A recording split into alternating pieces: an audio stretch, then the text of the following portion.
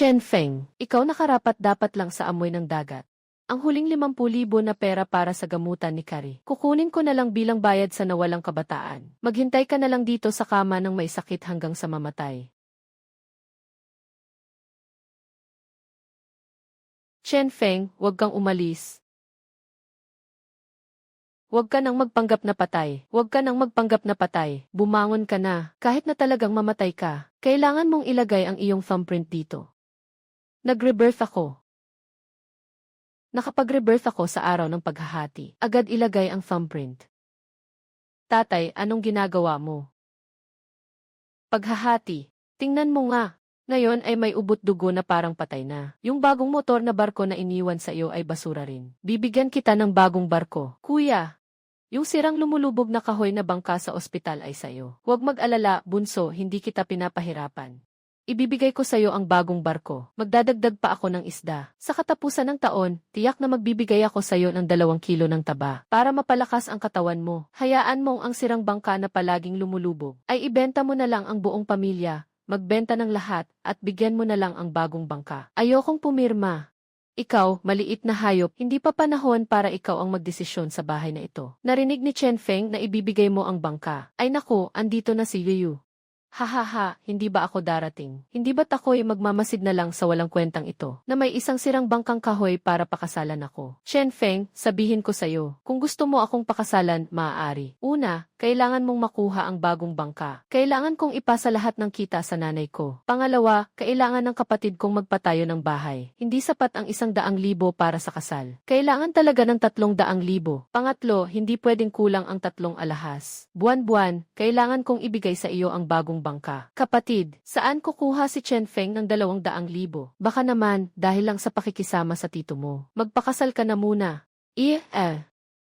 Anong klaseng tao ka ba? Karapat-dapat ka bang humingi ng respeto? Kung walang pera at walang dowry, umalis ka na at kanselahin ang kasal. Masyado kong kilala si Chen Feng. Basta't gagamitin ko ang paghihiwalay bilang banta. Hihilingin niya agad na patawarin ko siya. CJ, gagawa ka ng sulat utang, di ba? Alam ko namang hindi mo ako kayang bitawan. Chen Feng, parang may kakayahan ka na, ha? Nangangahas kang saktan ako. Anong kalokohan ang isinulat mo? Hunyo 1,990. Pagtatanggal ng kasal, ikaw sa hinaharap. Ikaw ay aalis pagtatanggal ng kasal. Pagtatanggal ng kasal.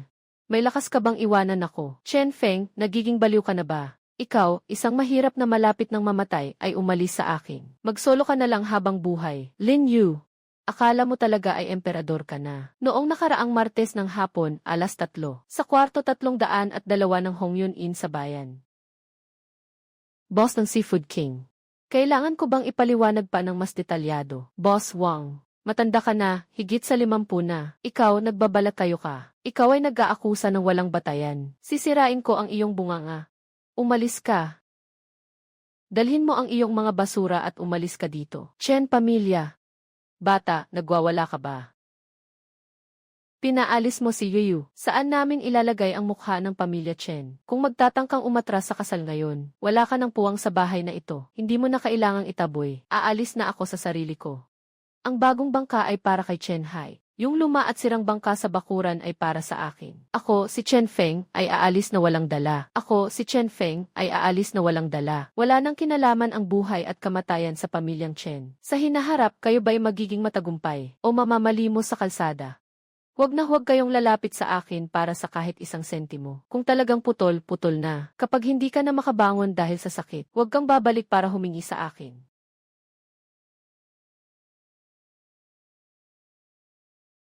Uy, hindi ba't ito ang may sakit na anak ng pamilyang Chen? Si Chen Feng ba, narinig ko sa mga tao sa nayon, na pinalayas ka ng pamilya mo. Hindi lang iyon, pati asawa mo umalis na. Ha, siya nga, mukha siyang laging handa ng pumasok sa kabaong. At may dalang butas na bangka. Para bang nagplano na siyang sumakay sa kabaong. Pupunta sa dagat para pakainin ang mga pagong. Ha.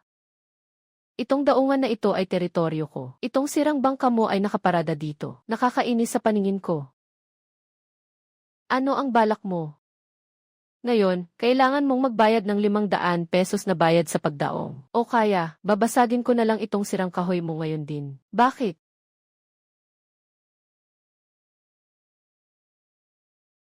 Masisira na. Sira ulo. Sino ang may lakas na galawin kahit isang daliri ng kapatid kong si Feng? Ay naku! Si Miss Susu, lahat ng ito ay hindi pagkakaintindihan. Aalis na kami. Buong na yon ay hindi ka naniniwala, pero naniniwala ako. Ayaw ka nila, gusto kita. Hawakan mo ang perang ito para bumili ng langis at ayusin ang bangka. Sasamahan kita sa dagat ngayong gabi. King, ikaw ba ay nababaliw? Ay! Ang pangalawang anak ng Chen ay halos umuubo ng dugo dahil sa tuberculosis. Yung sirang bangka, hindi kayang tiisin ang alon ng dagat. Bakit mo ibibigay ang pera sa kanya? Parang nag-aaksaya ka lang. Tama ka, sunadalaga. Kung malaman ng mga magulang mo na kinuha mo ang pera para sa isang may sakit na walang ibang dala, tiyak na bubugbugin ka nila. Basta gusto ko. Ang pera ko, ibibigay ko sa sinuman na gusto ko. Chen Feng, kahit na isang buhay hindi makakahuli ng isda, susuportahan ko siya. King, itong pera, utang ko sa iyo. Magtiwala ka sa akin. Ako, si Chen Feng, hindi kailanman papayag na matalo ka. Bumalik ka na. Kung mahuli ka ng mga magulang mo na tumakas ka, muli kang mapapagalitan. Ikaw, anong balak mo? Bibili ako ng diesel para sa ilalim ng bangka. Malakas ang alon mamaya.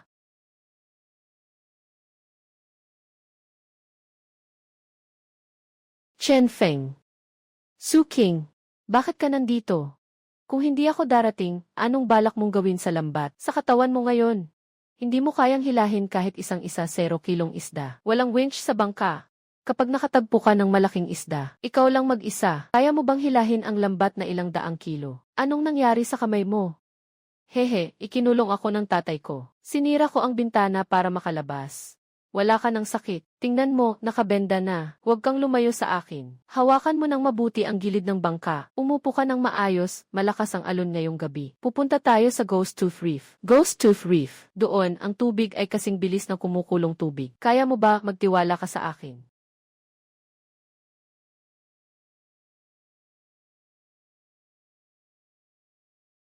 Fengji. Nabangga ba tayo sa mga bato? Huwag magpanik. Ito ay mga patagilid na kahoy na dinala ng agos. Nakasalpok sa bangka. Tinulungan tayong makarating sa gilid ng buwang bato. Maaari nang ibaba ang lambat. Pang, bro. Kumain ka ng kaunti para mailaman ang tiyan. Naghintay na tayo ng 2 oras. Salamat.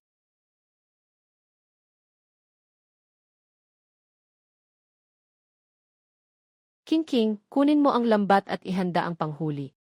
Walang galaw si Fengji ah. Walang problema, mabilis ang agos ng tubig sa Gyarif. Normal lang na walang nahuling isda, basta't ligtas ang tao. Mas mahalaga iyon sa lahat. Pagbalik ko, hihilingin ko ulit sa tatay ko. Nahanapan ka ng lugar, okay ba? Ay laman ang lambat. Ang lumang bangkang ito ay orihinal na mababaw ang tubig. Ngunit ngayon ang antas ng tubig ay lampas na sa pangalawang hadlang. Kung hindi dahil sa mabigat na karga, hindi sana lumubog ang bangka na ito ng ganito kalalim. King, ito ay isang nakabuhol na lambat, sobrang siksik ng isda, na sumalpok sa lambat at nagtipon-tipon. Walang espasyo para magpumiglas at magpakasakit, kaya hindi umaalog ang boya sa ibabaw ng tubig. Huwag kang magpakatanga, agad na ikutin ang timon. Hindi makagalaw si Pikje. Baka tumagilid ang bangka. Pumunta ka sa kaliwang bahagi at pigilin ang bangka. Sundin mo ang utos ko. Hintayin mong dumating ang malaking alon. Ngayon, tumataas ang harap ng bangka. Hawakan ng mabuti, ingat at huwag mahulog ah. Malaking dilis, lahat ay mga ligaw na malaking dilis ah. Pang, ang dami ng isda. Siguradong nasa ilang daang kilo na ito. Ay, tingnan mo agad, yung bunso natin na umalis ng walang dala, bumalik na hahaha. Yung bangka ay nasira, hindi naman siguro ito tumama sa bato at tumagas ang tubig sa gitna ng gabi. Na napuno ng dagat, bumalik ka na hahaha. Yung bangka ay sobrang sira na, mabuti na lang at nakabalik siya. Kaya't ang batang babae ng pamilya Su ay nakikisali rin sa kalokohan. Kung may mangyaring masama, tingnan mo si Boss Su, tiyak na aalisin ang kanyang balat. Isa dagat 918. Sabi ko, kapatid, ang dami mong ginugol na magdamag. Anong nakuha mong sirang dahon ng dagat? Kung talagang wala nang makain, magbigay ka ng ulo kay kuya. Ibibigay ni kuya sa'yo ang natirang buto ng isda mula kagabi. Ah, Diyos ko. Malaking dilaw na isda. Ang daming ligaw na malaking dilaw na isda. Magbigay daan, lahat kayo magbigay daan. Pangalawang anak ng Chen, ako ang may-ari ng isdang ito. Magbibigay ako ng 150 bawat kilo. Nagsasalita ka ng kalokohan, 150 lang at gusto mong bilhin lahat. Magbibigay ako ng 250. Kukunin ko lahat. Itong kargamento ay 300 kilo. Walang labis, walang kulang. Ang presyo ay 100,000 bawat isa. Kailangan ng cash. Walang utang. Sino ang may cash? Agad na kunin. Kukunin ko ang 100,000.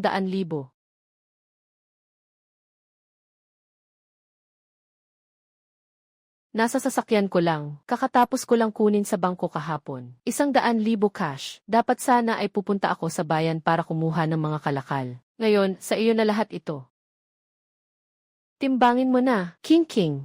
Sabi mo, ang perang ito ay utang ko. Sa hinaharap kung may makakain akong karne. Kalahati nito ay para sa iyo. Ito ang iyong bahagi, 100,000 pesos. Dapat sana ay akin ang 100,000 na ito. Kung nakapagtiis sana ako kahapon, hindi sana nangyari ang kasal na pilit. At ano naman ang kaugnayan niya kay Suking?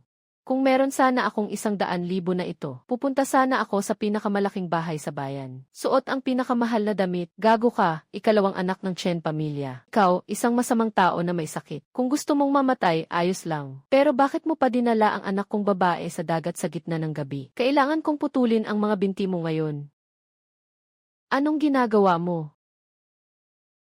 Bakit mo pa siya pinagtatanggol, batang ito? Tinanggal na siya sa pamilya ng Chen. Pinalayas na siya. Wala tayong matutuluyan. Susunod ka sa kanya, maghihintay ka ng hangin. Itong pera ng tito at tita.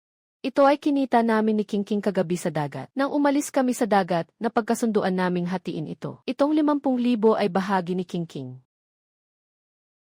Ay naku, Xiao Feng. Tingnan mo, anak. Sige, dumating ka na. Bakit ka pa nagdadala ng ganitong kalaking pera? Kagabi sa dagat, malamig ba? Pumasok ka na. Papasukin mo ang tiyahin mo para magluto siya ng 2 itlog mula sa mga inahing manok para makabawi ka. Sinasabi ko na nga ba, si Xiao Feng, bata ito. Matalino na siya simula pagkabata. May magandang kinabukasan. Walang problema na. Ako na ang maghahatid kay King King pabalik. May iba pa akong gagawin. Uuna na ako.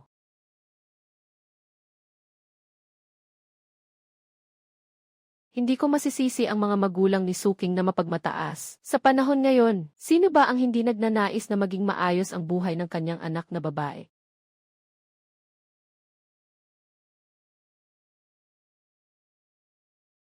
Ikaw, walang pusong maliit na hayop, kumita ka ng malaking pera. Saan ka nagtatago at nag-iisa kang kumakain? Naghiwalay na tayo kahapon. Kung magkano ang kinita ko? Anong pakialam nyo? Bumubula. Kahapon, naglagay lang tayo ng pirma. Sa talaan ng mga residente ng barangay, hindi pa ito na-update, basta't hindi tayo naghiwalay. Ang perang kinita mo ay pag-aari ng pamilyang Chen. Agad mong ibigay ang pera. Pupunta ako sa syudad para bumili ng malaking barkong bakal. Tama ang sinabi ng kuya mo, pangalawa. Ganito na ang kalagayan mo. Hindi ligtas ang hawak mong pera. Ibigay mo ang pera kay tiyo. Kapag yumaman ang kuya mo, hindi ka naman mawawalan ng pagkain. Napaka-absurd. Gusto mo ng pera? Gusto mo ba ng pera o gusto mo ng buhay? Sukatin mo ang sarili mo. Kaya mo bang pumatay? Anong ginagawa mo, anak?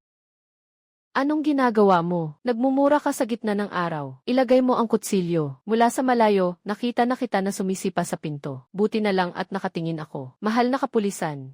Kailangan nyo kaming tulungan. Itong swell at di makabait na nilalang. Kumita ng 100,000 pesos. Hindi naggalang sa mga nakatatanda at gusto pang patayin ang kanyang pinsan. Tama, yung pera niya. Ito ay pag-aari ng ating pamilya, Chen. Kukunin namin ulit ito. Gusto pa niyang manakit. Sabihin mo, ano nang nangyayari? Kamag-anak na pulis. Tingnan mo ito. Perma ni Chen Feng. 1,978.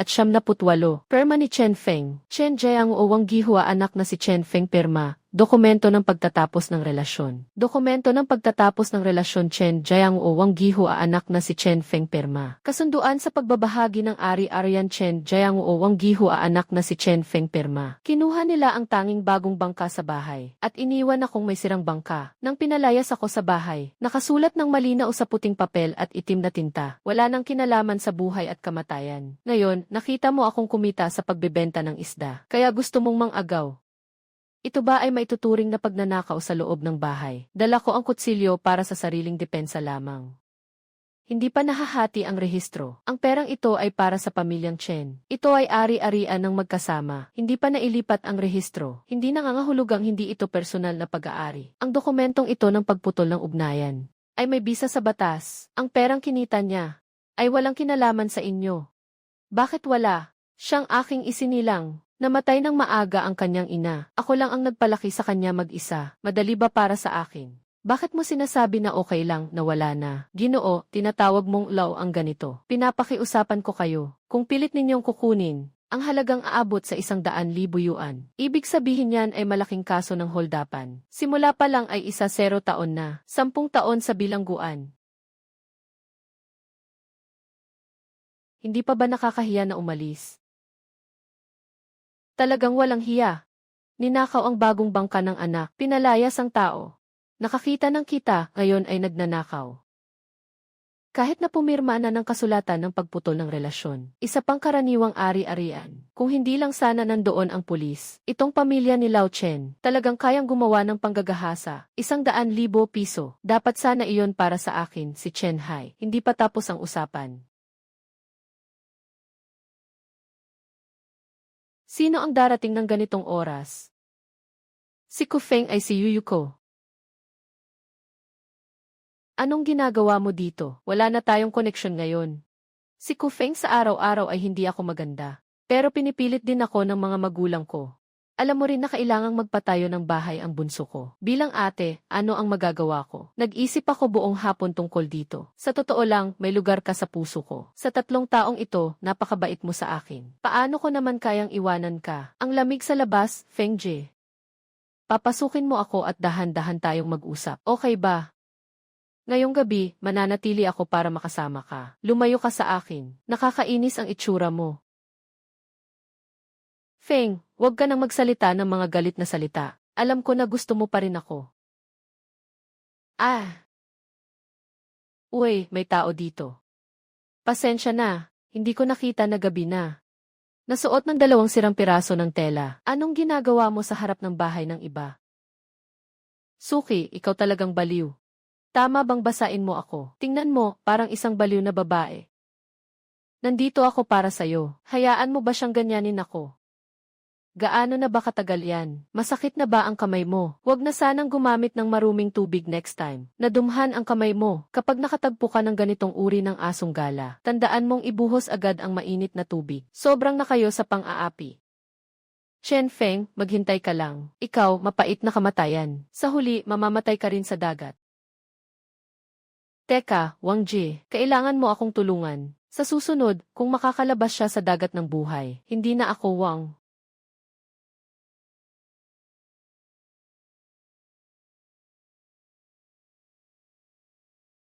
Feng Jie, gumastos tayo ng ganito karaming pera. Bakit pa tayo nag-aabala sa mga banyagang bagay na ito? Para sa kaligtasan, sabay na rin sa isang malaking kita. Dito nakalagay ang radar. Sa tulong nito, sa gabi sa dagat, para kaming may mata sa langit.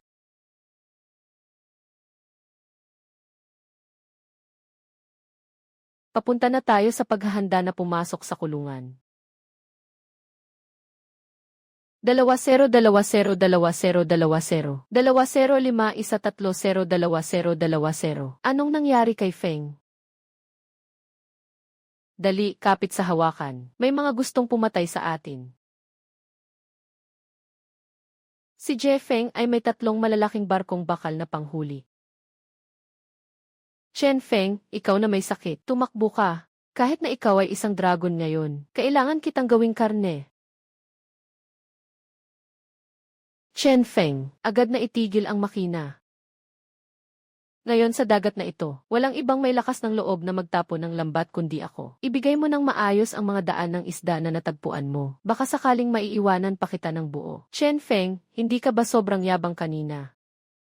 Haha, bakit parang isang nawawalang aso ka na ngayon? Tumakas ka na, hahaha. Nasa malalim na dagat na tayo. Tingnan natin kung saan ka makakalipad ngayon. Mabilis mong yumuko at magsorry kay Boss Wang. Pwede pa kitang tulungan magmamakaawa. King, isuot mo ng maayos ang life vest. Ikabit mo ng mahigpit ang seatbelt. Mahigpit na hawakan ang hawakan. Ano man ang mangyari sa susunod, huwag kayong bibitiw. Kuya Feng, hindi na tayo makakatakas, ano?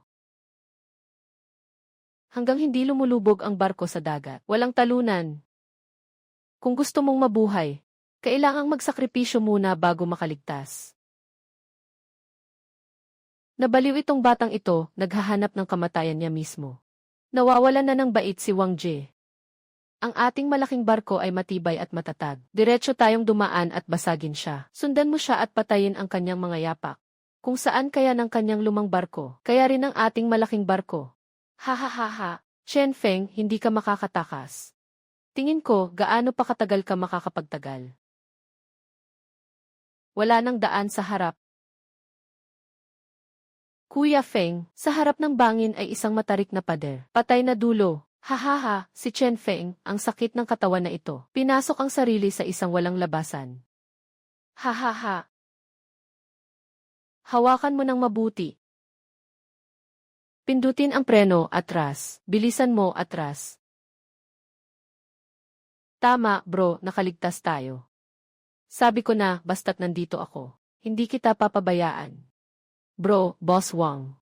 Mukhang lulubog na ang kanilang bangka. Chen Feng Fengji, basta't iligtas mo ako. Bibigyan kita ng 100,000. Kahit 200,000 ay okay lang. Boss Wang, hindi mo ba sinabi kanina na ikaw ang may-ari ng lugar na ito? Kaya't dapat ay nandyan ka lang sa teritoryo mo. Maliit lang ang barko ko. Hindi kayang tanggapin ang inyong malaking budha. Tumawag sa Maritime Rescue Center. Narito ang Lianhai Town. Sa karagatang bahagi ng Gimen Reef, may isang 30 metrong bakal na trawler. Dahil sa maling operasyon, tumama sa bahaging nakatagong bato. Pumutok ang katawan ng barko. Nagsisimula ng lumubog. Naipadala ko na ang mga koordinado. CJ.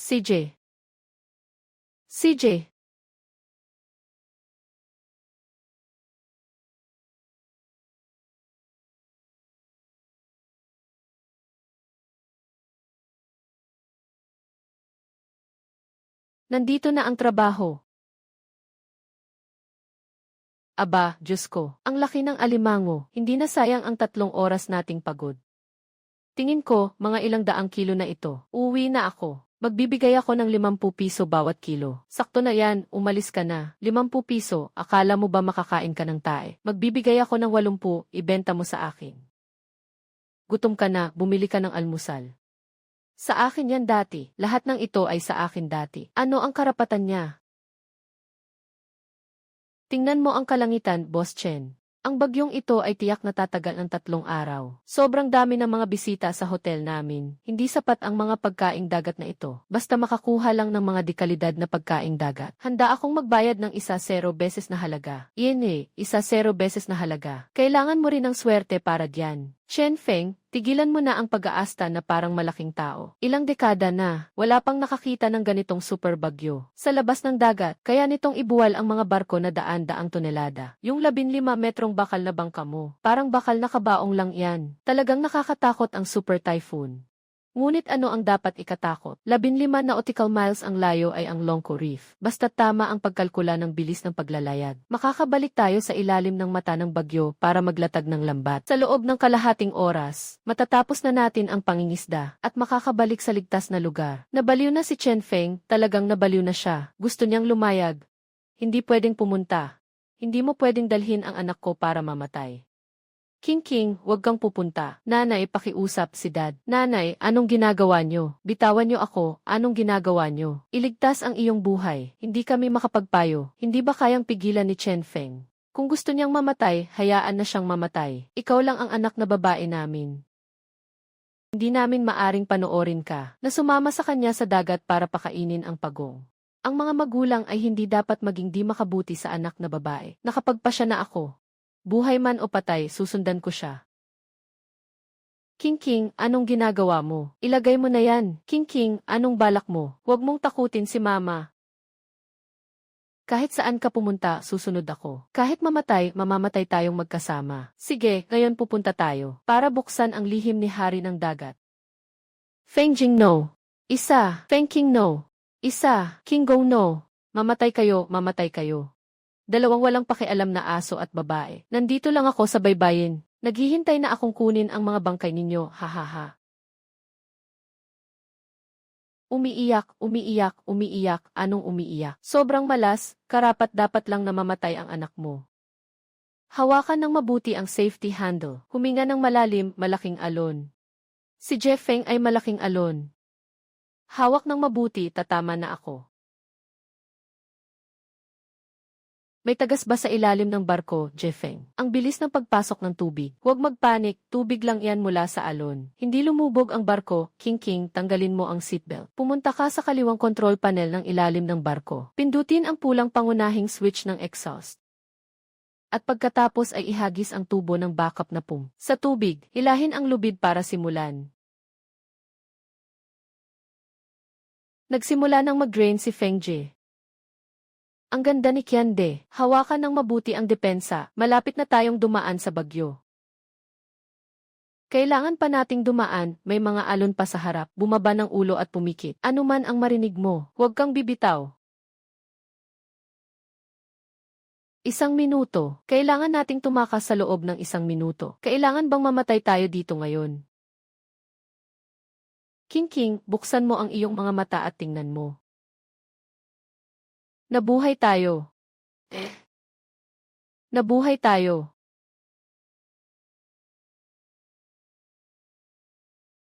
Ang ganda. Paano ito posible? Ang mata ng bagyo ay hindi lamang isang kanlungan mula sa hangin. Ito rin ay isang malaking pagbabago sa ekosistema ng karagatan. Ang mga isdang karaniwang mahirap hulihin ay sa pilitang nahihila papuntang dagat. Ito ba ay isang grupo ng pating?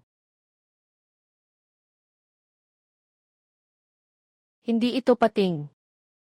Ikinabit ni King ang winch. Ito ay dahil sa super bagyo, ng malamig na tubig sa ilalim, na pilit na pumasok. Pinakamataas na uri ng ligaw na bluefin tuna. Ngayon, parang gusto ng langit na pilitin tayong makuha ang pera. Sa bulsa natin, bluefin tuna. Mahal ang isdang ito, di ba, Feng Jie? Hindi lang mahal. Para sa mga nakakaalam, ito ay parang gintong brick na lumalangway sa dagat. Nahuli na ang isda, buksan ang tarp. 200 pounds, tiyak na higit pa sa 200 pounds. Ganito ang pagpatay. Makakaiwas ito sa isda habang ito ilumalaban. Nagiging maasim ang karne. Mainit na si Sunshine. Ito lang yun. Ilalagay sa lungsod. Makakakuha ka ng malaking seaside condo. Ipagpatuloy ang paglalagay ng linya. Sige po. Humihingi ng tulong Mayday. Narito ang snow swallow. Nasira ang makina dahil sa tubig. Nasa gitna tayo ng bagyo. Tulong, may natrap na tao.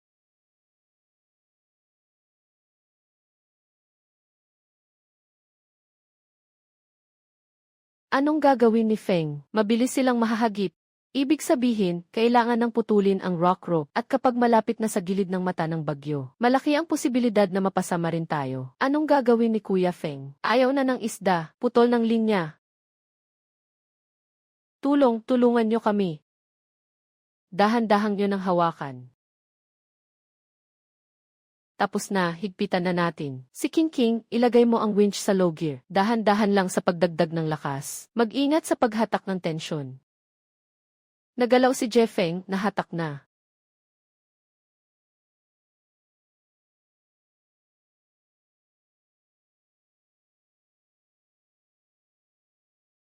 Maubos na sila Jeffeng. Diyos ko po. Ayoko na. Ang aking King. Isa lang akong anak na babae. Putang ina. Feng, ibalik mo sa akin ang anak kong babae. Huwag nang umiyak, nakakainis na. Si Suking mo ay parang gustong magpahabol. Tama. Mas mabuti pang bumili na lang ng kabaong kaysa magpumiglas pa. Itong si Feng, ang mapanlin lang na tao, gusto pa rin niyang sumugal sa dagat kahit na may bagyong level 1-0. Ngayon sigurado akong wala nang natirang buto. Ni anuman. Talagang may mata ang Diyos. Ito ay para ipagdiwang. Nawala na tayong salot sa nayon. Sa gabi, treat kita sa syudad para kumain ng masarap. Sige, salamat Kuya Dahay. Tinanong ko na ang mga tao sa bayan na may alam. Namatay ng maaga ang ina ni Feng. Wala siyang kapatid na lalaki o babae. Nasa panig din siya ng tatay niya. Maaari na siyang ituring na walang supling. Ang perang kinita niya sa pagbebenta ng isda nitong mga nakaraang araw ay akin lahat. Talaga, ay naku, aking mabuting kuya. Kapag nakuha na natin ang perang ito, tayo na ang pinakamayaman sa bayan. Sa oras na yon, bibili tayo ng malaking mansyon sa lungsod. Bibili tayo ng maliit na sasakyan. Sino pa ba ang nandito sa maaling isdang baryo na ito? Nanginginang ang amoy ng isda. Ha ha ha. Naku, yan ay sa direksyon ng dagat. Kakatapos lang ng bagyo. Paano posible na may bangka na bumalik? Chen Feng. Bumangon si Chen Feng, bumangon si Chen Feng. King King, hindi ka namatay. Ang saya, hindi ka namatay. Nanay, okay lang ako. Si Judge Feng, ang nagdala sa akin mula sa impyerno. Mabilis, tawagan mo ang ambulansya. Dalhin ang kuya mo sa ospital. Boss Chen, Diyos ko. Talaga bang ikaw? Talagang bumalik ka? Nasaan ang mga gamit? Nakuha mo na ba? Huwag mag-alala, may stock. Kahit anong isda, basta't buhay. Sinasabi ko na 10 beses. Kahit gaano kataas ang presyo, tatanggapin ko. Ginoong Wang, ihanda mo ang gamot sa puso mo. Natatakot akong hindi ka makatatayo mamaya. Bluefin tuna. 200 kilo pataas na pambihirang. Ligaw na asul na panga, o higit pa sa 15 piraso. Puno ang bodega, Diyos ko. Boss Chen. Ninanakaw mo ba ang kayamanan ng hari ng silangang dagat? Feng King no. Isa, tingin. Boss Chen. Tiyak na maganda ang batch na ito. Pero tingnan mo ngayon, kakalabas lang ng bagyo, nagasara ang trapiko, huminto rin ang pabrika ng yelo para mapanatili ang sariwang isda na ito. Ipinadala sa lungsod, kailangan kong magdala ng napakalaking panganib. Lahat tayo ay mga tuwid na tao. 3.5 milyong ito na isda, kasama ang mga buhay na hipon sa ilalim. Lahat ay nakabundlo na. 3.5 milyong ganito karami. 3.5 milyong pagbili, Ginoong Direktor. Ang mga plano ng hotel ninyo, masyadong malalakas. Kahit sa sasakyan, malinaw na malinaw ang narinig ko. Huhusyaw, paano ka nandito? Magpakilala ako, Hu Mingsuan mula sa Hu Group. Ito ang kapatid kong si Hu Mingsu. Kuya Chen, kung hindi ka sana nagsakripisyo para iligtas kami, matagal nang nakipagkita na kami sa Dragon King. Ang utang na ito ay kasing tindi ng bundok ng Tai. Itong 12 piraso ng dekalidad na asul na bandila. Kung may airlift ito pabalik sa Harbor City para sa auction. Kahit ang konserbatibong pagtataya, ang starting bid ay higit sa 8 milyon. Ang pangunahing mamimili ay magbabayad ng 3.5 milyon. Iyan ay pang-aapi kay Kuya Chen na hindi marunong. Bola-bola lang. Hindi kayang ubusin ni Direktor Wang ang kargamento ito. Kaya naming ubusin ito ng mga Hu. Mings Hu. Kumuha ka ng tseke. Kuya Chen, ito ay 10 milyong yuan na cash. Maaaring cash out ng mga bangko sa mainland anumang oras. Sa halagang 8 milyon, ito ang market price para sa pagbili ng mga dekalidad na seafood na ito. Dagdag pa rito, 2 milyon, ay kaunting pasalubong mula sa amin ng aking kapatid. Hindi lang iyon, mula ngayon, kayo na ang bahagi ng Ho Group, ang tanging espesyal na kasosyo sa mainland. Basta ikaw, ang mga produktong dagat na nahuli ni Kuya Chen, ay buong pusong tatanggapin ng Ho. Walang tawaran, 10 milyon, tama ba ang narinig ko? Talagang swerte ng batang Chen na ito. Bola, siya ay talagang maikli ang buhay. Hintayin mong mamatay siya, hindi ba't ang perang ito ay sa akin pa rin? Kunin niyo ang magandang isda. Itong kasosyo, naging barangay captain ako. Sa dock ng Red Star Shipyard, yung malaking barko na nakatigil. Nandyan pa ba iyon? Nandyan na, pero iyon ay sa bayan. Orihinal na balak ay mag-ipon ng pondo para sa isang malawak na barko na may bakal na katawan. Ngunit nagkolapse ang pondo ng paggawa ng barko. Nagawa na ang 70% ng barko pero hindi natapos. Naka-install na ang diesel engine. Ngunit walang pera para ilunsad. Ito ay naging mainit na patatas para sa ating bayan. Bakit mo tinatanong iyan? Yung gulo na iyan, magkano ang balak ng bayan na ibenta ito? Noong mga panahong iyon, umabot na sa higit 6 milyon ang gastos. Ngayon, kailangan ng bayan ng pera para punan ang butas. Sabi ng mga nasa itaas, kung sino man ang makakakuha nito ng buo, kumuha ng 5 milyong cash, yung malaking barko, kasama ang buong set ng kagamitan, ay sa kanya na lahat. Pangalan ng lupa, 5 milyong binayaran ko ng buo. Pangalan ng mundo, 000000. Pangalan ng produkto. Pangalan ng produkto 5 milyong binayaran ko ng buo 0000. Pangalan ng iba, kalimutan ang koleksyon. Natitirang pera, ilipat sa aking credit union na account. Ngayong hapon, kailangan kong makita ang sertipiko ng pagmamay-ari ng malaking barko na iyon. Sa barkong ito, Hindi na ako. Mangingisdang umiikot lang sa baybayin. Gusto kong maging tunay na hari ng malalayong karagatan na pumunta sa Pacific. 1,000,000 malalaking barko. Chen Feng, bakit mas maganda ang buhay mo kaysa sa akin? Akin lahat ito. Hindi mo ako papahirapan. Susunugin ko ang barko mo ng apoy. Sabay tayong masunog. Sa susunod, tatawagin mong Deep Blue na. Sama-sama nating sakupin ang karagatang ito.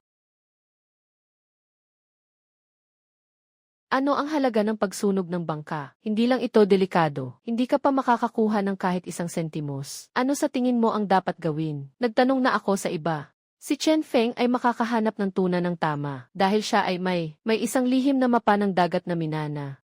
Lihim na mapa ng dagat. Sigurado ka?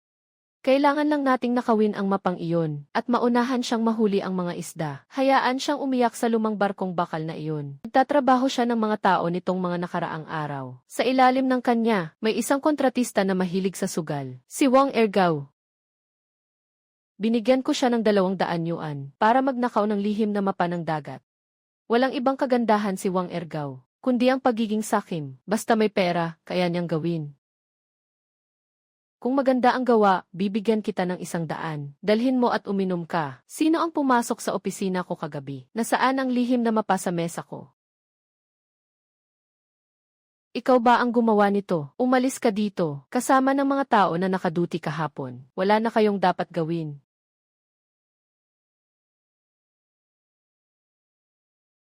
Napakahalaga ng bagay na ito, Feng Jie. Talagang ninakaw nila ito. Nakalantad na ang ating pisikan ng isda.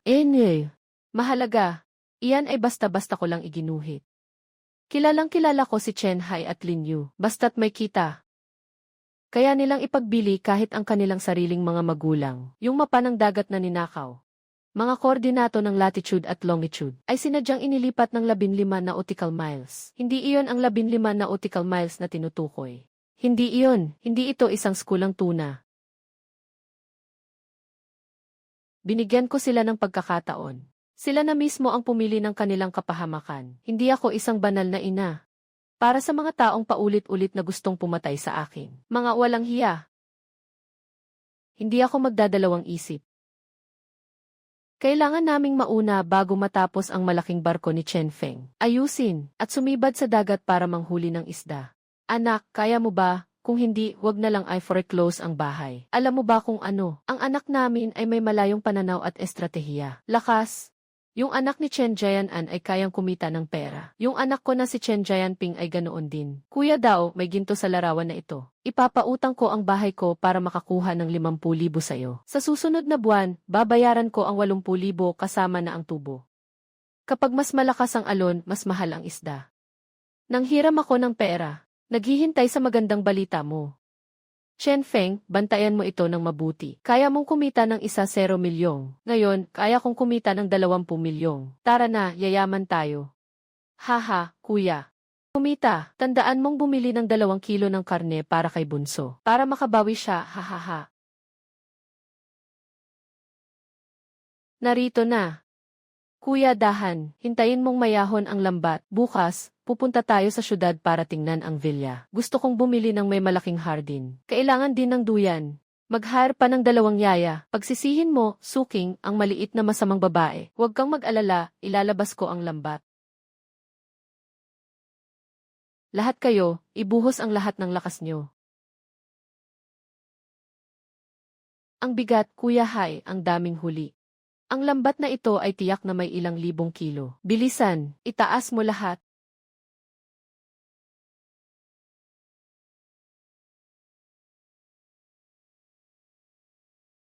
Ano ito? Puro putik. Impossible, hindi ito possible. Nandito si Chen Feng. Nakakuha siya ng ilang milyon.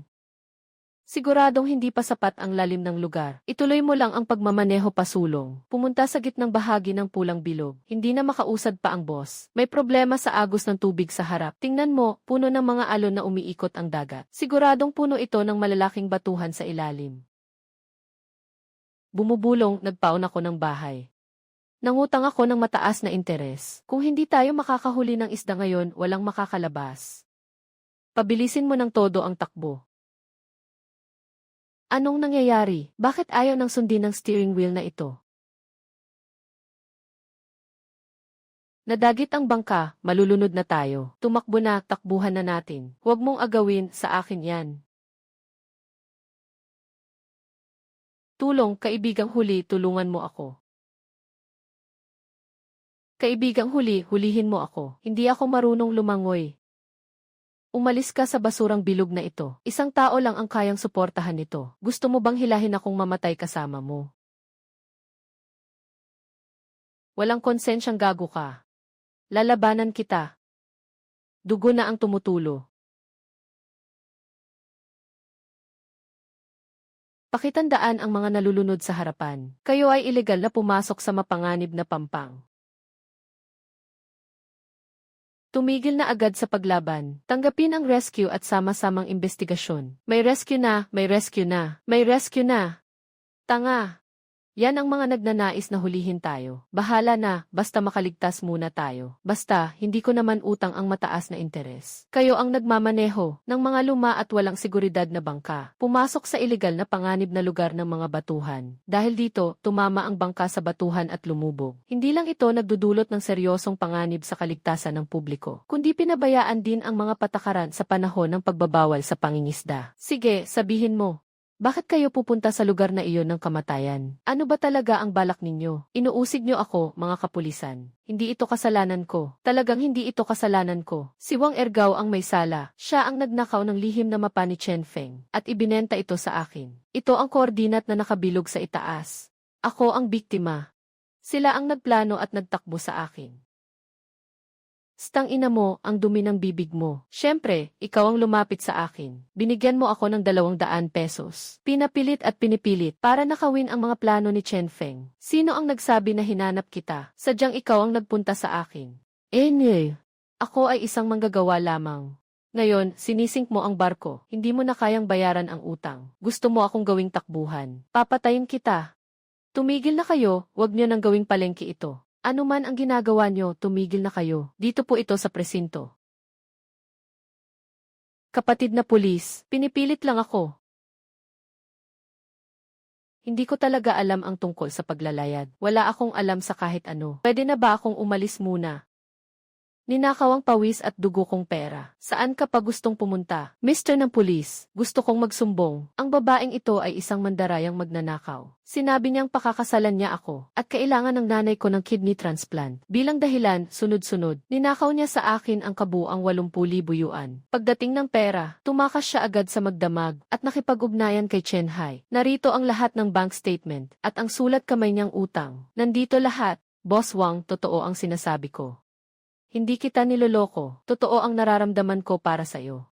Babayaran ko, babalik ko sa'yo ang lahat ng pera. Umalis ka. Hindi na ako maniniwala sa'yo kahit isang salita. Iwan mo na lang ang mga salitang iyan para sa paglilitis.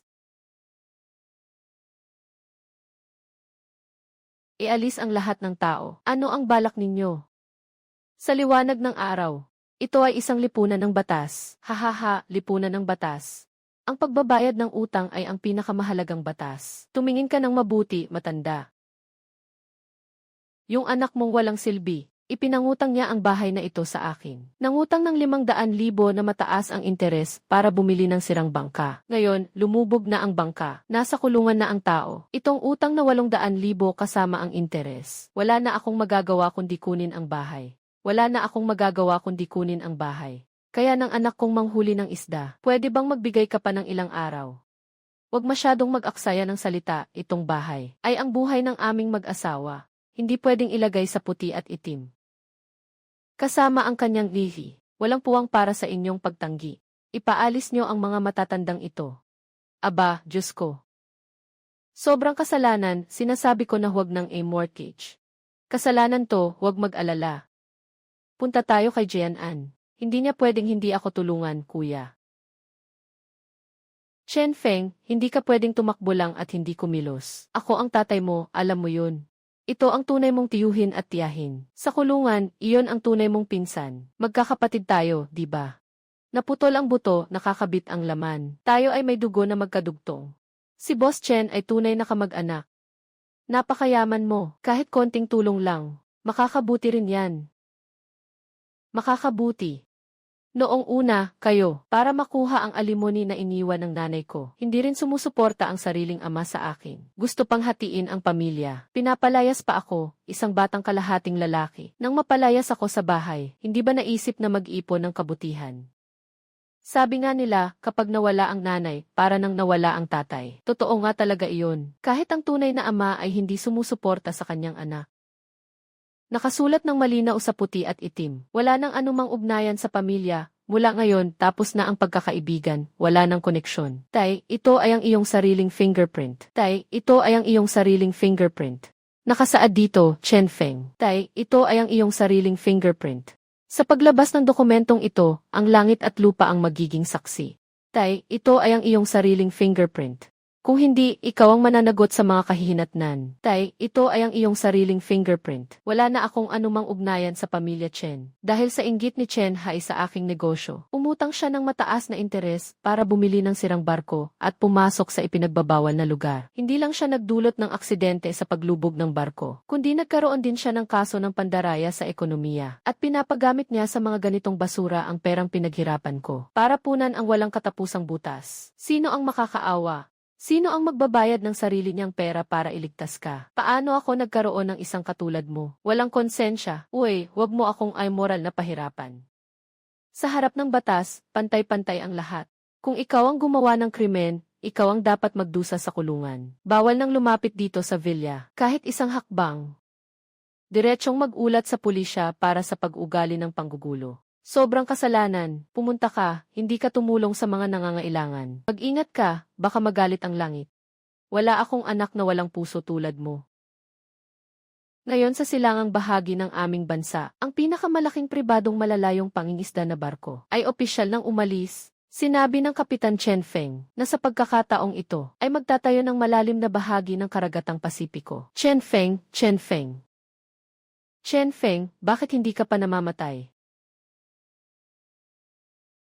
Sa nakaraang 6 na buwan, nagdala ako ng mga kagamitan para sa sonar at mga yate na may mabilis na nagielong kadena. Nakagamitan, itinatag ang Fengking Ocean Fishing Group kasama ang mga taga-Bukirin para umunlad. Ngunit hindi ito ang gusto ko. Ang gusto ko ay, Brother Feng, hinahanap mo ako. Tingnan mo ang kamay mo, nagmamasid ka na ng mga kalyo habang nagbibilang. Hindi ako sanay gumamit ng calculator. Mas komportable pa ang abacus. Tinawag kita para makalanghap ng sariwang hangin. Magpahinga ka. Sa susunod na buwan, kukuha ako ng ilang accountant. Maaari ka nang maging masaya bilang may-ari ng negosyo. Anong pinagsasasabi mo? Sino ang may-ari ng negosyo mo? Ikaw, hindi ba? Walang trabaho sa weekend. Dadalin kita sa labas. Hindi pwede, Fengji. May 3 bangka na ilulunsad bukas sa kooperatiba. Kailangan tapusin ang mga talaan ng mga biniling materyales. Dapat itong suriin ngayong gabi. Makinig ka, ilagay mo muna sa tabi ang mga ginagawa mo. Magpahinga muna tayo, samahan mo ako. Saan ka pupunta? Secret.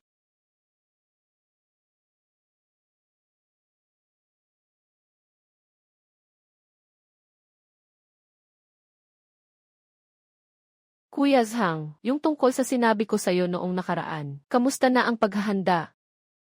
Huwag kang mag-alala, Kuya Chen. Ang unang barko mula sa probinsya ay nakalapag na at nagsimula ng test run na mga toneladang antas na barko para sa malalayong dagat. Sinunod ko na ang iyong kahilingan na malinis ang buong itaas na deck. Ang ilaw at ang mataas na antas ng catering team ay lihim na papasok bukas ng umaga. Salamat kaibigan. Iulat mo lang ang mga gastos. Dapat ay pinakamataas ang antas ng seremonya. Tandaan mong huwag ipaalam sa iba. Ito ay napakahalaga.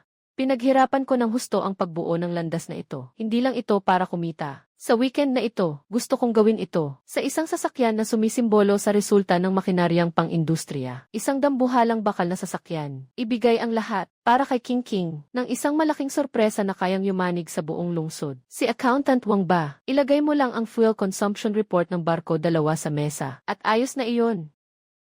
Bro Feng, anong ginagawa mo? Huwag kang magulo, hindi ko pa ito natatapos. Kakatapos lang mag-shopping, bumalik na sa trabaho. Ano bang sinabi ko kahapon? Listen, hindi lang tayo mag-overtime ngayon. Kailangan din kitang dalhin sa isang lugar.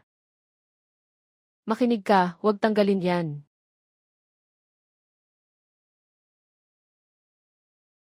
Nasa sasakyan ito. Saan tayo pupunta? Bakit ang misteryoso? Malalaman mo rin mamaya. Amoy dagat, nandito ba tayo sa daungan? Mag-ingat sa mga baitang. Kailangan na nating umalis, mahabang bakal na hagdang-hagdang. Kailangan ba nating sumakay sa barko? Handa ka na bang salubungin ang iyong bagong mundo? Bro, ano ito?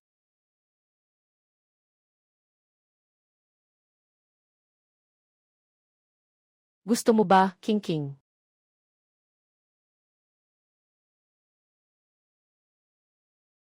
Ang diamante ay pinili ko ang pinakamagandang diamante. Sadyang ginawa ko ito.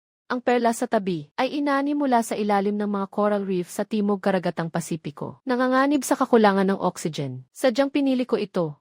Kahit na ang halaga nito ay higit sa 100 milyon. Ayaw ko rin na gumamit ng mga bagay na mabibili ng pera para lang magpanggap sa iyo. Ang perlas ay regalo ng dagat at ito rin ang aking taos pusong pagsisikap na ipinaglalaban ko sa buhay. King King, dati ay hindi ko ikaw pinahalagahan at pinagdaraanan mo ang maraming paghihirap. Nakikita ng iba ang aking kasalukuyang tagumpay. Pero tanging ako lang ang nakakaalam. Sa mga panahon na pinakamasama at pinakamahirap sa akin. Ikaw ang walang pag-aalinlangan na sumuporta sa akin. Sa nakaraang buhay, sobra kong napabayaan ka. Kaya pinilit kong makipagsapalaran sa dagat. Magpursige. Hindi ko kailangang patunayan sa mundo. Ang nais ko lang ay patunayan sa iyo. Maaari kong ibigay sa iyo ang pinakamagandang buhay. Sa buhay na ito, gagamitin ko ang buong malawak na karagatan. Para pakasalan ka. Su King. Handa ka bang pakasalan ako? Handa ako. Ayaw ko ng iyong mga bundok ng ginto at pila. Wala akong pakialam kung gaano kalawak ang karagatang ito. Isang bagay lamang ang mahalaga sa buhay ko, si Su King. Gusto ko lang na sa tuwing lumalayo ka sa dagat, ay makabalik kang ligtas sa aking tabi. Chen Feng, handa akong gawin ito. Sa mga bituin at karagatan bilang saksi. Ang panahon na para sa atin ay nagsisimula pa lamang.